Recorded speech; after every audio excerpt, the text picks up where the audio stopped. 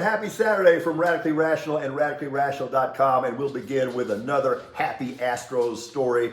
They beat the A's last night. Well, of course they did. The bad news Bears beat the A's. Astros now 8-0 against Oakland this year, but they win the game, and Kyle Tucker hits 3 homers. We'll take it.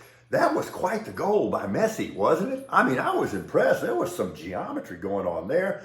U.S. women's national team is off to a good start, but what is wrong with the football program at Florida A&M? Come on, fellas. You let a no-name rapper into your locker room to shoot a music video with explicit lyrics, and you didn't tell your coach about it. Well, good for your coach, because he has shut y'all down until further notice, and that was fully warranted. We proceed with a movie review. Can we all agree that the United States decision to detonate 2 atomic bombs over Hiroshima, and by the way, it is Hiroshima, and Nagasaki in August of 1945, was probably the most morally ambiguous act in human history, and it changed the world forever. There was nothing simple about this. This was incredibly complex, and the new biopic that hit yesterday, Oppenheimer, catches every little nuance of that, backs away from nothing, takes on all the hard questions. The performances are remarkable. Just cannot recommend it highly enough for those of you who can engage in higher order thinking. This was maybe the most complex script in cinematic history. Now, different people are going to react different ways, but I saw one very sincere reaction in the eyes of the person sitting to my right yesterday in the theater, my wife. BB's father was a survivor of the Bataan Death March and spent 3.5 years as a prisoner of war in Japan. And I was watching her eyes during the movie yesterday when I saw the moment it hit her. No Oppenheimer, no dad, no me. I cannot recommend this movie highly enough. Moral ambiguity. That might serve as a pretty good alt title for that film. Acting performances are just remarkable. Okay, this one really bugs me. I'm very saddened by the travesty that resulted in Friday's resignation of Texas A&M College Station President Catherine Banks.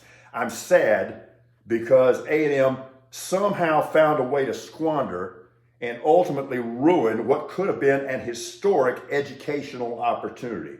Recruiting renowned journalist and Aggie alum, by the way, Kathleen McElroy, to head the relaunched journalism program at Texas A&M was quite the get. That was a stroke of genius. One that should have generated nothing other but pride and promise on that campus. But hysterical and irrelevant, Bubba blustering, pandering, and grandstanding about DEI, diversity, equity, and inclusion, chased away McElroy. As a result, that wonderful idea is now DOA. You blew a big lead, Aggies. And that resignation yesterday was fully warranted and justified. Okay, in my opinion, San Antonio Police Chief William McManus owes no one an apology for his department's rapid decision to file murder charges against the 3 officers who blew away a disturbed woman who posed no threat. They're charged with murder because they committed murder. Okay, you tell me. So we got an effort to expunge 2 impeachments from the congressional record, and there's a push in Florida to reduce slavery to occupational training.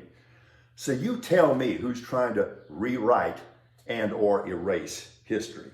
So here's where we are. A much needed and long overdue legislative proposal to create a Supreme Court code of ethics has exactly 0 chance of passage because ethics ain't us. Just a friendly note to Jason Aldean. I grew up in a small town. I actually grew up in a small town, but I never wanted to French kiss a gun or to glorify violence other than maybe, kicking the shit out of Belton on a Friday night. Just a little tip from me. Once again, I ask the question, I find myself asking this question very often. Who the hell Does Ron DeSantis think he is?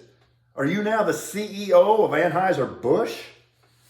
Okay, yes, of course we need secure borders, but no inhumane treatment of migrants and violations of basic human rights are never justified and cannot be tolerated. So you go, Merrick Garland. Oh, you go too, Lauren Boebert. Straight to hell.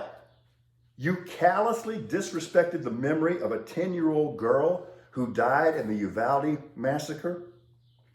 And finally, this is the first day of my life that I woke up in a world without Tony Bennett. I don't like it. Let's have a good day. See you tomorrow. We're Radically Rational.